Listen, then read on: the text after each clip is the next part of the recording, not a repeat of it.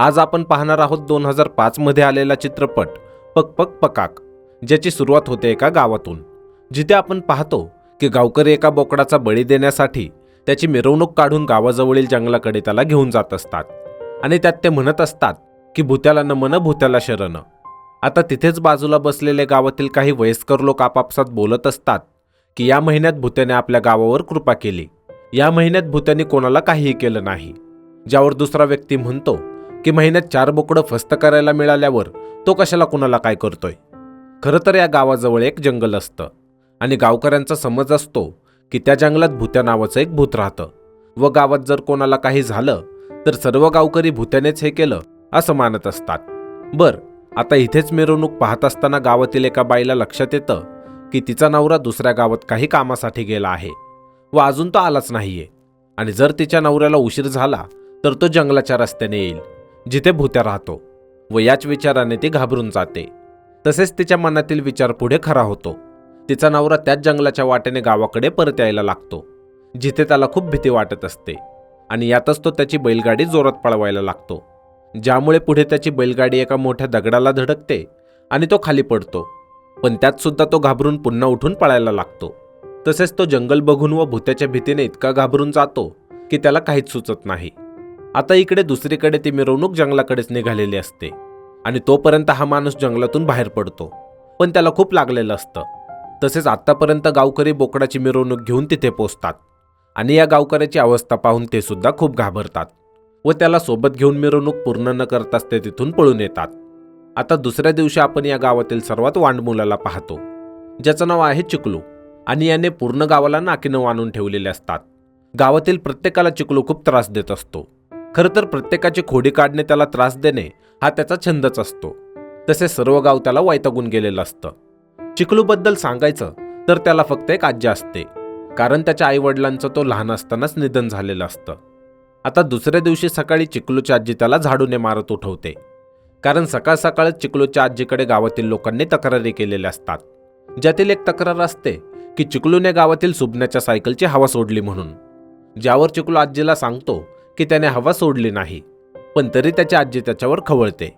ज्यामुळे पुढे चिकलू जेव्हा शाळेत जात असतो तेव्हा तो सुबण्याच्या दुकानावर जाऊन त्याला म्हणतो की तू माझ्या आजीला खोटं सांगितलंस की मी तुझ्या सायकलची हवा सोडली म्हणून.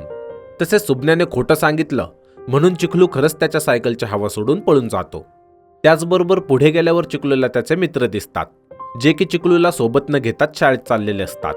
आणि चिकलू जेव्हा त्यांना यामागचं कारण विचारतो तेव्हा ते सांगतात की आमच्या आईवडिलांनी सांगितलं आहे की जर आम्ही तुझ्यासोबत राहिलो तर आम्ही सुद्धा तुझ्यासारखेच बिघडू आणि सर्वच म्हणतात की तू वाईट आहेस व शैतानाचं रूप आहेस. आता इथेच चिकलू व यातील एका मुलाचे वाद होतात, ज्यामुळे चिकलू त्या मुलाच्या कानाखाली मारतो आणि हा मुलगा इथून रडत निघून जातो. तसेच चिकलू त्याच्या दुसऱ्या मित्राला एक पेरू देत म्हणतो की तू माझा जिगरी आहेस म्हणूनच मी हा पेरू तुझ्यासाठी घेऊन आलो आहे. मोठे लोक काय बोलतात त्याच्याकडे आपण लक्ष द्यायचं नाही, असं म्हणून चिकलू त्याला घेऊन शाळेत जायला लागतो. पण तेवढ्यात या मुलाचे वडील इथे येतात आणि चिकलूसोबत त्याला पाहून त्याच्यावर खवळतात. तसेच ते म्हणतात की त्याच्यासोबत राहून तू त्याच्यासारखाच वाईट होशील, जे ऐकून चिकलूला खूप वाईट वाटतं. पुढे चिकलू इथून शाळेत जातो, जिथे गुरुजी जेव्हा मुलांना शिकवायला सुरुवात करतात तेव्हाच एक मुलगा वर्गात येतो, ज्यावर गुरुजी त्याला विचारतात की तुला शाळेत यायला उशीर का झाला. आणि त्यावर तो मुलगा सांगतो की तो दळण आणायला गेला होता, जिथे त्याने पाहिलं की गावातील सरपंचाचा मुलगा एका मुलीला इम्प्रेस करण्यासाठी म्हणत होता की तो रात्रीच्या वेळी भूताच्या विहिरीवर जाऊन घागर भरून पाणी घेऊन येणार आहे. आता हे माहीत झाल्यावर गुरुजी सर्व मुलांना म्हणतात की त्यांनी कित्येक वेळा सांगितलं आहे की भूत्याबद्दल कोणी काही बोलायचं नाही आणि ऐकायचंही नाही. ज्यामुळे चिकलू गुरुजींना म्हणतो की गुरुजी तुम्ही सुद्धा भूत्याला घाबरता का. आणि त्यावर गुरुजी म्हणतात की मीच काय तर सर्वच गाव भूत्याला घाबरतं आणि गावात तूच एकटा असा आहेस जो भूत्याला घाबरत नाही. आता चिकलू विचारतो की भूत्या माणसाला खाऊन टाकतो का, ज्यावर गुरुजी चिकलूला चिडवत म्हणतात की हे तू भूत्यालाच जाऊन विचार. तसेच ते पुढे मुलांना शिकवायला लागतात. पण चिकलूला तर मस्ती सुचत असते, ज्यामुळे तो वर्गातील 3 मुलांना सोबत घेतो आणि चालू वर्ग सोडून त्यांना घेऊन जंगलाच्या दिशेने पळत सुटतो. आता हे जे भूत्याचं जंगल असतं ते शाळेच्या समोरच असतं, त्यामुळे गुरुजी सर्वांना आवाज देतात की तिकडे जाऊ नका म्हणून, पण हे काही ऐकतच नाहीत व पुढे जंगलात जाऊन पोहोचतात. पण तिथे गेल्यावर चिकलूच्या मित्रांना खूप भीती वाटते, कारण सर्वांनाच माहीत आहे की इथे भुत्या असतो, ज्यामुळे चिखलूचे मित्र इथून घाबरून पुन्हा गावात जातात. आता चिखलू तर कोणालाच घाबरत नसतो, त्यामुळे तो भुत्याला शोधण्यासाठी जंगलाच्या आणखी आत जायला लागतो, जिथे काही वेळ तर चिखलू खूप हिमतीने जंगलात भुत्याला शोधायला लागतो. पण जेव्हा तो जंगलातील विहिरीजवळ पोहोचतो तेव्हा अचानक विहिरीतून बाहेर आलेल्या वटवाघुळांना पाहून चिखलू खूप घाबरतो आणि जंगलातून बाहेर पडण्यासाठी पळायला लागतो. ज्यात पळत असताना तो एका झाडाला धडकतो व तिथेच बेशुद्ध पडतो. आता काही वेळाने जेव्हा त्याला शुद्ध येते तेव्हा तो जंगलाच्या बाहेर पडलेला असतो, जिथे आपण पाहतो की त्याच्या डोक्याला मार लागलेला आहे व त्या जखमेवर कोणीतरी झाडपाल्याचा लेप लावलेला आहे, जे बघून चिखलू पुन्हा बेशुद्ध होतो. तसेच पुढे गावकरी चिखलूला घरी घेऊन येतात, पण अजूनही त्याला शुद्ध आलेले नसते, ज्यामुळे चिखलूची आजी आणि साळू या दोघेही खूप काळजीत असतात. आता ही जी साळू असते ती याच गावात राहत असते, जिला चिखलू साळूताई म्हणत असतो. तसेच साळू चिखलूची खूप चांगली मैत्रीण असते व तिचाही चिखलूवर खूप जीव असतो. इथे सगळे चिखलू शुद्धीवर यायची वाट पाहत असतात आणि त्याच वेळी इथे आपण गौरी आजीला पाहतो, जी खूप आगाऊ आणि फटकळ तोंडाची असते. ती चिखलूला असं बघून बडबड करायला सुरुवात करते, कारण गावातील सर्वांप्रमाणेच तिलाही चिखलू आवडत नसतो. पण तिची बडबड ऐकून साळू गौरक्कावर चिडते व तिला तिचं तोंड बंद ठेवायला लावते. आता इतक्यात चिखलूला शुद्ध येते, जे पाहून चिखलूच्या आजीच्या जीवात जीव येतो. तसेच चिखलू बरा आहे हे जाणवल्यावर सर्व इथून निघून जातात. पण पुढे वाटेत आपल्याला माहीत होतं की साळू 28 वर्षाची झाली आहे, पण ती अजून लग्न करत नाहीये, कारण तिचे वडील बेवडे आहेत आणि त्यांनी आजपर्यंत साळूसाठी सर्व दारू पिणारीच मुलं पाहिली आहेत, ज्यामुळे तिचे वडील व तिची आई तिला नेहमी त्यांच्या दापात ठेवण्याचा प्रयत्न करत असतात. पण साळू देखील चिखलूसारख्या स्वभावाची असते. ती ना कोणाला घाबरते ना कोणाचं बोलणं सहन करून घेते. दुसऱ्या दिवशी सकाळी जेव्हा चिखलू झोपेतून उठतो तेव्हा तो पाहतो की त्याची आजी मंदिरात गेली आहे आणि गौरक्काला तिने चिखलूवर लक्ष ठेवायला सांगितलं आहे. पण चिखलू झोपेतून उठताच गौरक्का त्याची बडबड सुरू करते, ज्यामुळे चिखलू बाथरूमच्या खिडकीतून उडी मारतो आणि गौरक्काची नजर चुकवून पळून येतो. त्याचबरोबर दुसरीकडे दाखवतात की चिखलू सुखरूप घरी आला, त्यामुळे त्याची आजी देवळात गेलेली असते. तसेच चिखलूने नीट वागावं म्हणून ती देवाला नवस बोलत असते. पण तेवढ्यात तिथे गावातील काही बायका येतात व तिथे आजीला बघून बोलतात की आम्ही देवाला साकडं घालायला आलोय, की चिखलूचं काहीतरी कर म्हणून, जे ऐकून आजी चिडते. तसेच यातील एक बाई सांगते की चिखलूच्या संगतीमुळे तिचा मुलगा त्याच्या वडिलांना उलट बोलत आहे. सोबतच्या बायका आजीला आणखी बरंच काही बोलतात आणि हे सर्व चिखलू दूर उभा राहून ऐकत असतो.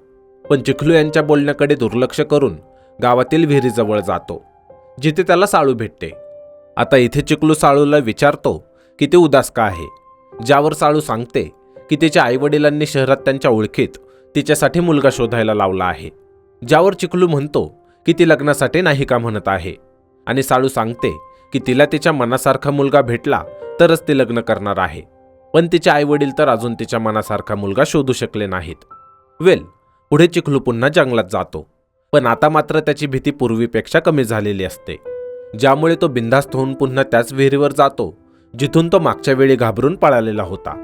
तसेच इथे त्या विहिरीवर जाऊन तो भुत्याला आवाज देतो, पण त्याला भुत्या कुठेही दिसत नाही, ज्यामुळे तो पुढे जेव्हा जंगलातून चालत असतो तेव्हाच त्याला एका झाडावर एक विचित्र असा माणूस बसलेला दिसतो आणि हे दोघे जेव्हा एकमेकांना पाहतात तेव्हा दोघेही घाबरून जोरजोरात ओरडू लागतात.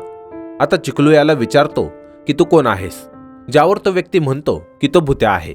जे ऐकून चिखलू आधी तर घाबरतो, पण नंतर त्याचं लक्ष त्याच्या पायाकडे जातं व तो त्याला म्हणतो की भुत्याचे पाय तर उलटे असतात आणि तुझे पाय तर सरळ आहेत. पण हे ऐकून तो माणूस त्याला काहीच बोलत नाही आणि तिथून उठून निघतो, ज्यामुळे चिखलू सुद्धा त्याच्या मागे मागे जायला लागतो. तसेच चिखलू वाटेत त्याच्याशी बोलण्याचा प्रयत्न करतो की त्याने अंगाला गवत का गुंडाळलं आहे, त्याच्याकडे कपडे नाहीत का, काल तूच औषध लावलेलं का, तू इथे का राहतोस, तू कोण आहेस, असं बरंच काही. पण तो माणूस म्हणजेच भुत्या त्याला काहीच उत्तर देत नाही. पण पुढे जेव्हा चिखलू त्याला विचारतो की तू इथे जंगलात कधी आलास, तू इथे का राहतोस व तुझं घर कुठे आहे, तेव्हा या सगळ्या प्रश्नांमुळे भुत्या त्याच्या भूतकाळात हरवतो आणि आपल्याला माहीत होतं की भुत्या खरं तर एक हुशार वैद्य होता आणि एका गावात तो त्याच्या बायको मुलासोबत राहायचा. पण एके दिवशी गावातील पाटलाने त्याला बोलावून घेतलं होतं, कारण पाटलाचा मुलगा आजारी असतो, ज्यामुळे भुत्या त्या मुलाचा उपचार करतो. पण तरी पाटील भुत्याला धमकी देतो की जोपर्यंत त्याचा मुलगा बरा होत नाही तोपर्यंत तो गावातून बाहेर कुठेही जायचं नाही. तसेच हे ऐकून भुत्या घरी येतो, जिथे आपण भुत्याच्या बायको मुलाला पाहतो. तसेच आपल्याला समजतं की भुत्या व त्याच्या बायकोचा एकमेकांवरती खूप जीव आहे. आता पुढे जेव्हा खूप रात्र झालेली असते तेव्हाच त्यांच्या दारावर एक म्हातारी येते आणि भुत्याला सांगते की तिच्या नवऱ्याला साप चावला आहे व तिच्या नवऱ्याला उपचाराची गरज आहे. आता ही म्हातारी शेजारच्या गावातून आलेली असते, त्यामुळे भुत्या तिच्यासोबत जायला लागतो. पण जाताना यांना पाटलाची माणसं भेटतात आणि भुत्याला सांगतात की पाटलाच्या मुलाचा ताप वाढला आहे, त्यामुळे त्याला आत्ताच पाटलाच्या वाड्यावर यावं लागेल. ज्यावर भुत्या यांना म्हणतो की मी त्याला जे औषध दिलं आहे त्यानेच मुलाचा ताप वाढला आहे. लवकरच मुलाला बरं वाटेल आणि त्याला पाहायला मी सकाळी येतो, असं बोलून तो या म्हातारीसोबत जातो. आता भुत्या जेव्हा या म्हातारीच्या नवऱ्याला औषध देऊन घरी येतो तर तेव्हा तो पाहतो की रात्री पाटलाने भुत्याला बोलावलं होतं आणि तो गेला नाही, त्यामुळे पाटलाच्या लोकांनी त्याच्या घराला आग लावलेली आहे. तसेच आत्ता त्याची बायको व मुलगा आत घरातच असतात, ज्यामुळे भुत्या जेव्हा त्यांना वाचवण्यासाठी पुढे जातो तर तेव्हाच पाटलाचे लोक त्याला मारून बेशुद्ध करतात. तसेच पुढे जेव्हा भुत्या शुद्धीत येतो तेव्हा तो पाहतो की या आगीत त्याचं घर, बायको व मुलगा जळून खाक झाले आहेत, ज्यामुळे तो त्याचे भान सोडून देतो व या गावातून पळत सुटतो. आता पुढे तो दिवसभर पळत राहतो आणि शेवटी तो चिखलूच्या गावातील त्याच जंगलात येऊन पोहोचतो जिथे तो आत्ता आहे. आता भुत्याचं सर्व आयुष्य उद्ध्वस्त झालेलं असतं, त्यामुळे त्याला माणसं नकोशी वाटायला लागतात, ज्यामुळे तो इथेच जंगलात राहायला लागतो आणि कोणालाही तो इथे येऊ देत नाही.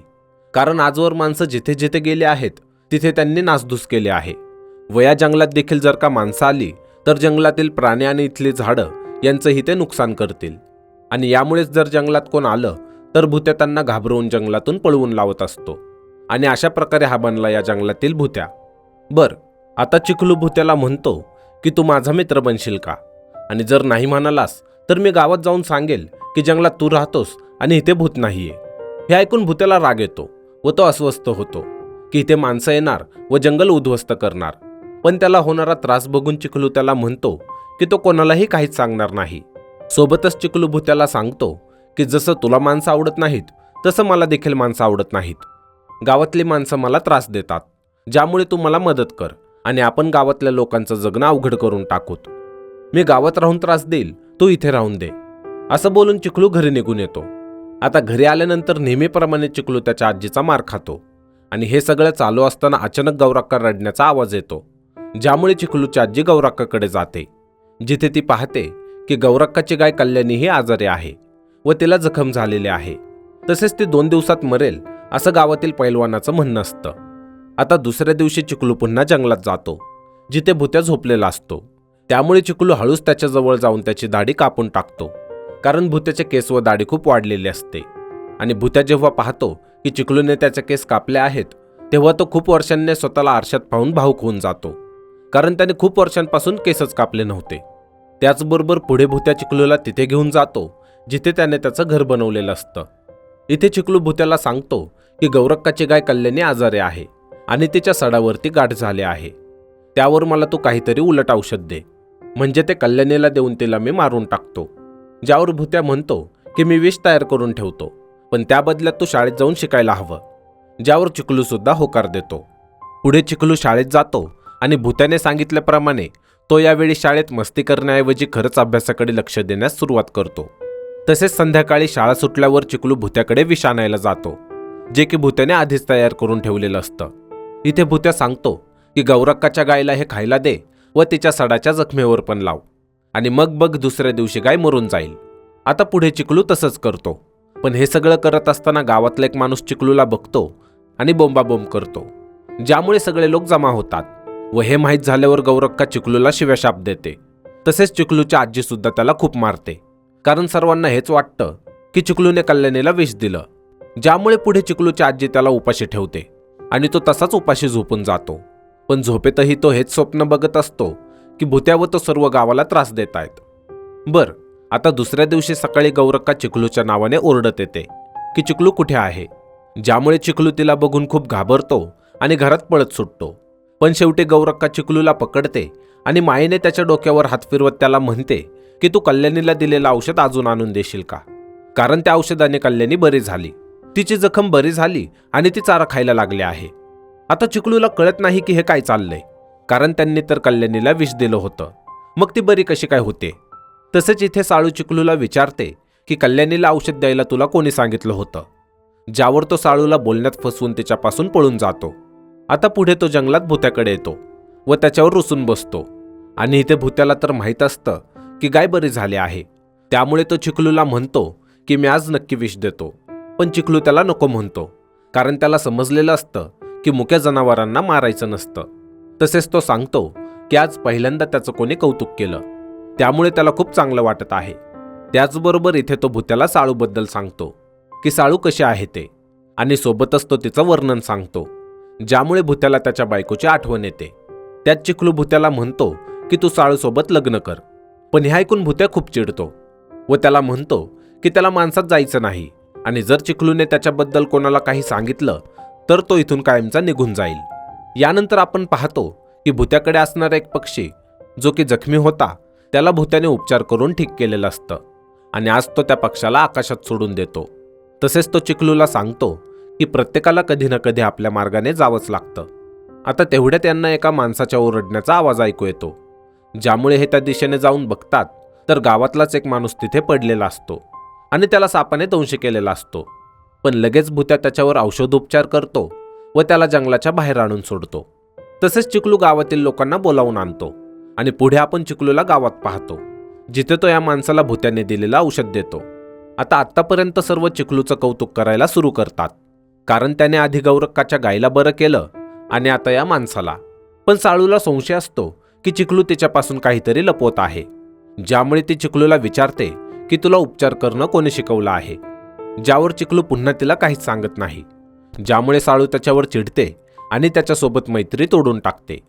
आता पुढे दाखवतात की गणपत नावाचे एक वैद्य गावात पत्र पाठवतात की ते या गावात उपचारासाठी वैद्य म्हणून येणार आहेत, ज्यामुळे सर्व गावकरी खूप आनंदित असतात. पण सर्वांना ही भीती असते की जर त्या वैद्याला या गावातील भुत्याबद्दल माहीत झालं तर तो यांचं गाव सोडून जाईल, ज्यामुळे भुत्याला जंगलातून घालवण्यासाठी गावकरी एका मांत्रिकाला बोलावून घेतात. आता चिखलू भुत्याला जाऊन सांगतो की गावात नवीन गणपत वैद्य येणार आहे, पण त्याच्याऐवजी तू गावात ये, ज्यावर भुत्या पुन्हा चिखलूला म्हणतो की त्याला माणसात यायचं नाही. आता चिखलू सांगतो की त्याला जंगलातून पळवून लावण्यासाठी गावातील लोकांनी एका मांत्रिकाला बोलावलं आहे, ज्यावर भुत्या म्हणतो की जादूटोणात असलं काहीही नसतं आणि भूतही नसतं. तसेच हे ठरवतात की हे त्या मांत्रिकाला भीती दाखवून पळवून लावणार. आणि पुढे जेव्हा मांत्रिक भुत्याला पळवण्यासाठी जंगलात येतो तेव्हा भुत्या व चिखलू त्याला भूताची भीती दाखवून जंगलातून पळवून लावतात, ज्यामुळे गावातील लोकांमध्ये भुत्याविषयी आणखी भीती बसते. यानंतर पुढच्या सीनमध्ये आपण पाहतो की चिखलू साळूला भेटून तिच्याशी बोलण्याचा प्रयत्न करतो, कारण आपल्याला माहीत आहे की साळू त्याच्यावर रागवलेली असते. इथे साळू चिखलूला सांगते की तिचे आईवडील गावात जो गणपत वैद्य येणार आहे त्याच्याशी तिच्या लग्नाची बोलणी करणार आहेत, आणि तिने सुद्धा लग्नाला यासाठी होकार दिला कारण तिने यावर खूप विचार केला की ते आणखी किती दिवस एकटी राहणार. आता चिखलू यावर खूप विचार करतो आणि पुढे भुत्याला त्याच्यासोबत जंगलातून बाहेर घेऊन येतो, जिथे साळू नदीच्या किनारी कपडे धुत असते. इथे चिखलू दुरून भुत्याला साळू दाखवतो, जिला पाहताच भुत्या तिच्या प्रेमात पडतो. पण इतक्यात तिथे साळूच्या आसपास काही लहान मुली खेळत असतात, त्यातील एक मुलगी पाण्यात पडते, ज्यामुळे साळू बाकीच्या मुलींना गावातील लोकांना बोलवायला सांगून नदीत उडी मारते व त्या मुलीला पाण्यात शोधायला लागते. त्याचबरोबर पुढे जेव्हा गावकरी नदीजवळ येतात तेव्हा ते पाहतात की त्या मुलीला पाण्यातून बाहेर काढण्यात आलं आहे व चिखलू तिला शुद्धीत आणण्यासाठी प्रयत्न करत आहे. आणि जेव्हा ती मुलगी शुद्धीत येते तेव्हा सर्व गावकरी चिखलूला उचलून घेतात व त्याचा जय जयकार करायला लागतात. पण तेव्हाच आपल्याला माहीत होतं की जेव्हा इथे कोणीच नव्हतं तेव्हा भुत्याने त्या मुलीला वाचवलं आणि त्याने साळूच्या हाती तिला सोपावलं. पण जेव्हा साळूने भुत्याला पाहिलं तेव्हा ती त्याच्याकडे पाहतच राहिली, जसे की ती त्याच्या प्रेमात पडली आहे. पुढे आपण तो दिवस पाहतो जेव्हा गणपत वैद्य यांच्या गावात येणार असतात आणि त्यांच्या स्वागतासाठी गावातील लोक ग्रामपंचायत जवळ जमा झालेले असतात, जिथे गावातील सरपंच सर्वांना सांगतात की गणपत वैद्य सोबतच आज इथे चिखलूचा देखील सत्कार करण्यात येणार आहे. तसेच ते इथे चिखलूचं खूप कौतुक करतात आणि चिखलूला म्हणतात की गावाजवळील जे जंगल आहे त्यात भरपूर अशा आयुर्वेदिक वनस्पती आहेत ज्या गणपत वैद्यांना उपचारासाठी कामी येतील. त्यामुळे जेव्हा गणपत वैद्य इथे येतील तेव्हा चिखलूने त्यांना सोबत घेऊन जंगलातून त्या वनस्पती आणण्याची जबाबदारी घ्यावी. तसेच इथे ते भुत्याविषयी खूप काही वाईट साईड बोलतात, ज्यामुळे चिखलूला राग येतो आणि तो भुत्याच्या बाजूने बोलणारच असतो. पण तेवढ्यात त्याच्या लक्षात येतं की जर त्याने भुत्याविषयी कोणाला काही सांगितलं तर भुत्या त्याला सोडून कायमचा निघून जाईल, अशी ताकीद त्याला भुत्याने आधीच दिली आहे. त्यामुळे चिखलू त्याचं तोंड गप्प ठेवतो. तसेच तो इथून कार्यक्रम मध्येच सोडून भुत्याला भेटायला जंगलात जातो. पण तिथे तो पाहतो की भुत्या कुठेच नाहीये. चिकलू त्याला खूप शोधतो, पण त्याला तो कुठेही दिसत नाही आणि यामुळे चिकलू इथे रडत बसतो. पण तेव्हाच त्याचा पाठलाग करत साळू इथे पोचलेले असते, जिला पाहून चिकलू साळूला भुत्या व त्याच्याबद्दल सर्व काही सांगतो. तसेच चिकलू रडत असताना त्याला आठवतं की जेव्हा त्याने भुत्याला दुरून साळूला दाखवलं होतं तेव्हा भुत्या तिच्या प्रेमात पडला होता. त्यामुळे तो पळत गावाकडे जातो, जिथे गणपत वैद्य येणार होता. आणि इथे आपण पाहतो की गणपत वैद्य दुसरा कोणी नाही तर भुत्याच आहे. खरं तर भुत्या जंगलात एकटा राहिल्यामुळे माणसांचा सहवास कसा असतो याची त्याला भुरळ पडलेली असते, कारण त्याच्या मनात हे बसलं होतं की माणसं चुकीची असतात. पण जेव्हा चिकलूने भुत्यासोबत साळूचं लग्न करण्याचा विषय काढला व त्याने साळूला भुत्याला दाखवलं तेव्हा भुत्याने पुन्हा माणसात येण्याचं ठरवलं. इथे चिकलू भुत्याला पाहून खूप आनंदी होतो आणि तो सर्वांसमोर आनंदात भुत्याला मिठी मारतो. व गणपत वैद्य इथे सर्वांना सांगतात की आजपासून ते यांच्या गावात आजारपण व रोगराई पसरू देणार नाहीत व आयुष्य खूप सुंदर आहे आणि त्याला आपण आणखी सुंदर बनवायचं. त्याचबरोबर आपल्याला इथे समजतं की गणपत वैद्य म्हणजेच भुत्या साळूशी लग्न करेल आणि त्याच्यासोबत जे घडलं होतं ते सर्व विसरून तो या गावात त्याचं नवीन आयुष्य सुरू करत आहे. तसेच या हॅपी एंडिंग सोबत हा चित्रपट इथेच संपतो.